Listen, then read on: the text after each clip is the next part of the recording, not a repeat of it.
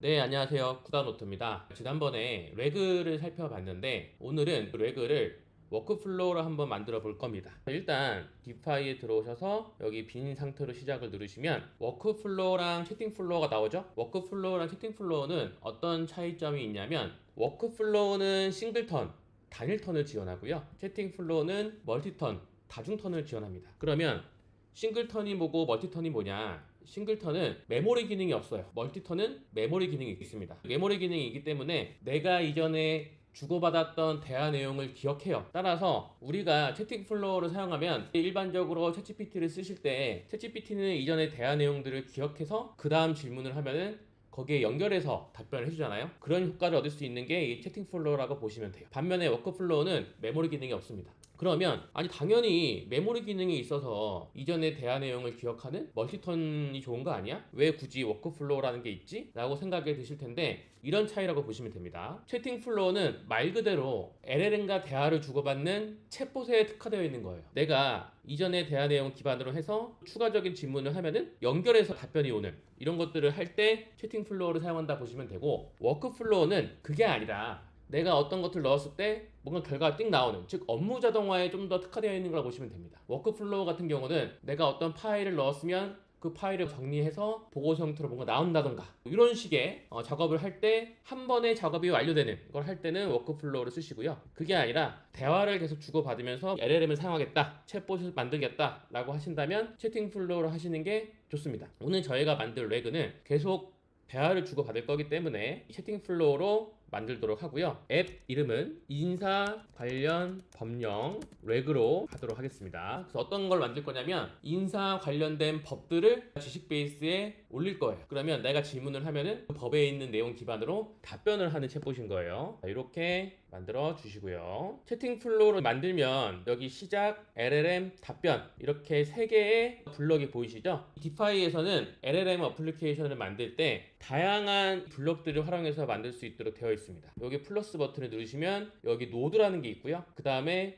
도구라는 게 있어요. 자, 노드가 뭐고 도구가 뭐냐? 노드는 LLM 어플리케이션을 개발을 할 때 필요한 기능들을 하는 블럭들을 말합니다. 그래서 LLM 뭐 지식 검색, 답변, 뭐 질문 분류기 이런 블럭들, 이런 노드들이 보이죠? 앞으로 이런 노드들을 많이 활용해서 작업을 할 거고요. 그 다음에 도구는 LLM 어플리케이션을 만들 때 LLM뿐만 아니라 다양한 서드 파티 솔루션들을 사용할 텐데 그 서드 파티 솔루션들을 도구로서 이제 사용하게 됩니다. 그래서 마찬가지로 이 도구도 예를 들어 이 아카이브 서치라고 하는 걸 클릭하면 이런 식으로 블록으로 들어오게 돼요. 그래서 이 각종 노드와 각종 도구 블록들을 사용해서 LLM 어플리케이션을 개발할 수 있는 게 채팅 플로우입니다. 먼저 시작 블록에 들어가 볼게요. 시작 노드에 들어가 보면 설정이 있고 입력 필드가 이렇게 보입니다. 여기 있는 입력 필드들은 변수라고 보시면 돼요. 그래서 sys.query, sys.files 같은 변수들이 여기 보이고요. 이 변수들의 이제 데이터가 담길 겁니다. 그리고 오른쪽에 보이시는 뭐 스트링, 어레이 파일, 넘버 이런 값들은 이 변수에 들어오는 데이터의 형태를 의미해요. 시작 노드에 너무 많은 변수가 처음부터 있으니까 뭔가 어려워하시거나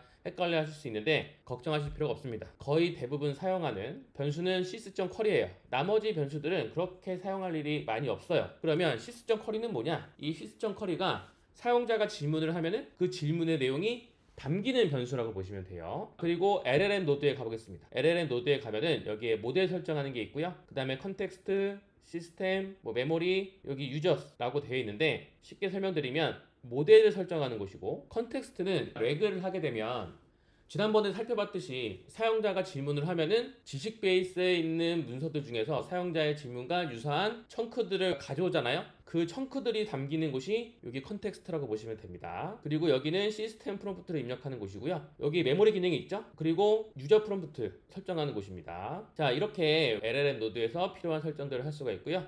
그 다음에 답변 노드에 가면은 답변 노드에서는 이 챗봇이 답변할 때 어떤 걸 답변할 거냐에 대해서 설정하는 공간입니다. 그래서 보면은 여기에 LLM 하고 텍스트가 되어 있는데 이거는 무슨 말이냐? LLM 노드에 텍스트를 답변으로 내보내겠다는 소리입니다. 다시 LLM 노드로 가볼게요. 가보시면 이렇게 아래쪽에 출력 변수라고 되어 있죠? 출력 변수를 클릭해보면 텍스트가 있어요. LLM 노드는 어떤 입력 데이터가 들어오면 LLM이 어떻게 동작을 해서 나온 결과를 이 텍스트라는 변수에 담아서 출력을 한다라고 하는 거고, 답변 노드에서는 그 LLM 노드의 텍스트 변수에 있는 데이터를 답변하겠다 하는 거라 보시면 됩니다. 그러면 인사 관련 법령 레그를 만들 건데 인사와 관련된 법령들을 먼저 지식 베이스에 넣어야 되겠죠. 인사와 관련된 법령엔 어떤 것들이 있느냐, 여기 보이시는 고용보험법, 근로기준법, 근로자 퇴직 보장법, 남녀 공용 평등 및 일가정부 관리 지원에 관한 법률, 이렇게 4개의 법률을 지식 베이스에 업로드를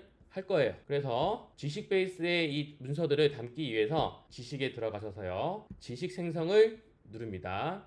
그리고 고용보험법을 먼저 업로드를 할게요. 근데 봤더니 고용보험법 하나만 지금 업로드가 됐고 다른 법령들은 업로드가 안 되네요. 그럼 여러 개의 법령이 하나의 지식 베이스에 들어가게 만들려면 어떻게 해야 되나요? 그것도 알려드리겠습니다. 먼저 고용보험법을 업로드하고 다음을 누르고요. 그 다음에 세그멘트 식별자는 이렇게 먼저 줄바꿈 2번, 즉 공백이 있는 문단 기준으로 청크를 나누도록 설정하고, 그 다음에 그게 없으면 줄바꿈 1번, 문단 단위로 분할하게 설정을 합니다. 그리고 최대 청크 길이는 600글자로 설정을 할게요. 자, 나머지는 그대로 두고요. 그 다음에 인덱스 모드는 고폼지로 설정하고, 검색 설정은 하이브리드 검색, 그 다음에 리랭크 멀티링글로 설정하고요. 그 다음에 상위 K는 한 10 정도로 두고 이렇게 설정을 하고 저장하고 처리를 누르겠습니다. 그러면 고용보험법에 대해서 이렇게 인베딩 처리 중인 거를 확인할 수가 있죠. 완료되었다고 하네요. 다음은 여기서 파일 추가를 누르면 지식 베이스에 여러 개의 파일을 업로드할 수 있어요. 그래서 파일 추가를 누르시고, 마찬가지로 이번에는 근로기준법을 가지고 오고요. 그 다음에 다음 누르고 아까와 동일하게 설정을 합니다. 그리고 나머지는 설정할 수가 없죠. 네, 왜 그러냐면 동일한 지식 베이스에 담기는 거기 때문에 인덱스 모드라든지 검색 설정 방법이 동일해야 돼요. 따라서 이 상태에서 저장하고 처리 누르고 인베딩을 처리하고 있으면 다 됐네요. 그 다음에 문서로 이동, 그 다음에 또 파일 추가해서 이번에는 근로자 퇴직급여 보장법을 올리겠습니다. 그리고 다음 누르고 청크 설정은 마찬가지로 기존에 했던 것처럼 하고요. 그 다음에 저장하고 처리를 누르고요. 또 문서로 이동을 하고, 자, 다음은 파일 추가, 마지막으로 남녀 고용 평등과 관련된 이 법률 업로드하고, 그 다음에 세그멘트 식별자 설정하고 청크 길이 설정하고요. 저장하고 처리를 누릅니다. 그리고 인베딩 처리 중이 완료되면 문서로 이동하면은, 자, 이렇게 4개의 파일이 하나의 지식 베이스에 들어온 거를 볼 수가 있습니다. 이렇게 담아뒀고요. 그 다음에 지식에 가보면 이렇게 담겨 있는 걸 볼 수가 있죠. 4개의 문서가. 자, 요거 이름 변경할 수 있어요. 이 지식 베이스의 이름을 인사 관련 법령으로 변경하겠습니다. 그리고 요 설명도 바꿀게요. 이렇게 변경합니다. 그 다음에 다시 스튜디오로 오셔서 아까 전에 저희가 만들었던 인사 관련 법령 레그에 들어오시면, 자, 여기서 시작 LLM 답변이 있습니다. 자, 그러면 사용자가 질문을 하면은 아까 저희가 만들었던 그 인사 관련 법령 지식 베이스에서 사용자의 질문과 유사한 문서들을 찾아야 되는데, 그렇다면 이 채팅 플로우의 플로우에서는 어느 부분에 그 단계가 들어가 될까요? 시작과 LLM 사이에 들어가 될까요? 아니면 LLM과 답변 사이에 들어가 될까요? 그쵸? 시작과 LLM 사이에 사용자의 질문과 유사한 문서를 검색해서 찾아오는 과정이 들어가야 되잖아요.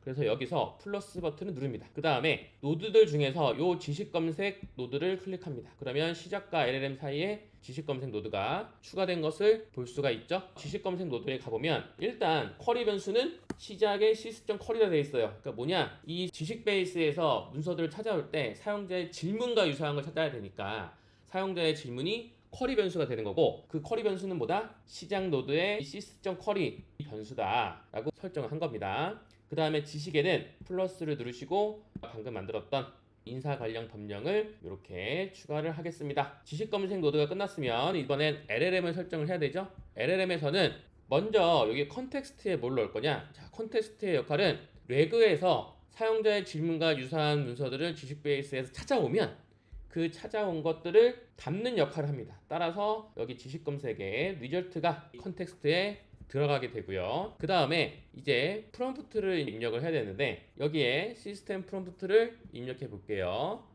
당신은 인사 법령 전문 상담사입니다. 사용자가 인사 관련 질문을 하면은 문맥에 기반하여 답변하세요 라고 간단하게 적어 보겠습니다. 그리고 여러분들이 이제 생각하셔야 될 게 있는데, 이렇게 프롬프트를 작성하고 나서 이제 문맥에 기반해 답변을 작성하세요 라고 되어 있으니까, 문맥은 이 컨텍스트에 담겨있는 내용이 될 거예요. 그럼 메시지 추가를 누르시고 여기 유저 프롬프트에다가 문맥이 어떤 건지를 알려주겠습니다. 문맥은 뭐예요? 문맥은 이 컨텍스트입니다. 그래서 이제 사용자가 인사 관련 질문을 하면은 이 문맥, 즉 컨텍스트에 담겨있는 문서들을 기반으로 답변을 하게 될 겁니다. 이렇게 만들고 발행을 하고요. 그 다음에 업데이트 게시를 누르고 미리 보기를 통해서 한번 테스트를 해보도록 하겠습니다. 연차 유급 휴가는 며칠이나 주어지나요? 라고 질문을 해볼게요. 그러면 연차 유급 휴가는 근로자의 근로기간과 출근율에 따라 다르게 정해집니다 라고 하고, 여기 인용, 어떤 것들이 인용됐는지를 봤더니 남녀 고용 평등과 관련된 법률과 근로기준법에 따라서 이렇게 답변이 나왔네요. 자, 이런 식으로 레그를 만들어 볼 수가 있고요. 하나 더 추가적으로 해보도록 하겠습니다. 지금 이 인사 관련 법령을 기반으로 답변하게 만들었는데, 사실 이 지식 베이스에는 말 그대로 법령만 들어가 있어요. 그런데 인사 관련 질문을 하면은 법령뿐만 아니라 웹에 있는 정보를 또 추가해서 질문에 대한 답변을 하게 만들면 좋지 않을까? 라고 생각할 수도 있잖아요. 그래서 이번에는 이 지식에다가 플러스 버튼을 누르고 도구를 누른 다음에 웹 검색하는 도구를 추가해 보도록 하겠습니다. 웹 검색하는 도구는 어디에 있느냐? 마켓플레이스에서 더 알아보기를 누르신 다음에 여기서 태빌리라고 검색을 한번 해보세요. 태빌리라고 검색하시면 여기 태빌리라고 하는 도구가 보이시죠? 이 태빌리는 웹 검색하는 도구 중에 하나입니다. 자, 이걸 클릭하시면 이렇게 설치를 할 수 있게 되어 있어요. 그러면 설치를 합니다.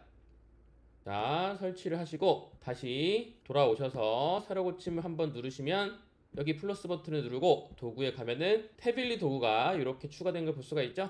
그러면 태빌리 도구 중에서 태빌리 서치, 자 클릭하면 여기 권한부여라고 뜹니다. 자, 권한부여가 왜 뜨느냐, 이 태빌리는 외부 도구예요. 따라서 우리가 태빌리를 사용하려면 태빌리의 API 키를 받아와야 돼요. 권한 부여를 눌러보시면 여기에 태빌리 API 키를 입력하는 곳이 보이시죠? 태빌리 API 키는 어떻게 받느냐, 여기 획득 방법을 누르시면 태빌리로 바로 연결이 되고요. 저 같은 경우는 태빌리에 가입이 이미 되어 있고 로그인이 되어 있는 상황이라서 이렇게 보이시는데, 자, 태빌리 회원가입 한 적 없다 하시는 분들은 태빌리 회원가입을 하시면 됩니다. 로그인을 하시면 이렇게 API 키를 받으실 수가 있어요. 그러면 그 API 키를 복사해서 여기에 넣도록 하겠습니다.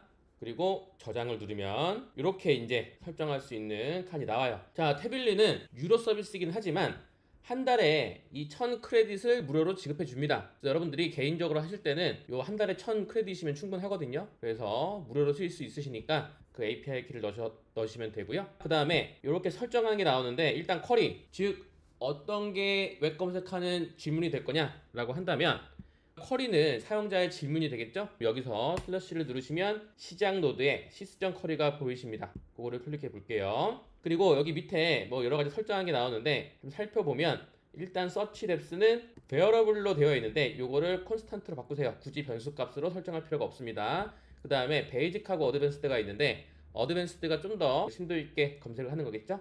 어드밴스드로 설정을 하고, 토픽도 컨스턴트로 바꾸면 제너럴로 할지 뉴스로 할지 파이낸스로 할지 나옵니다. 저희는 제너럴로 하겠습니다.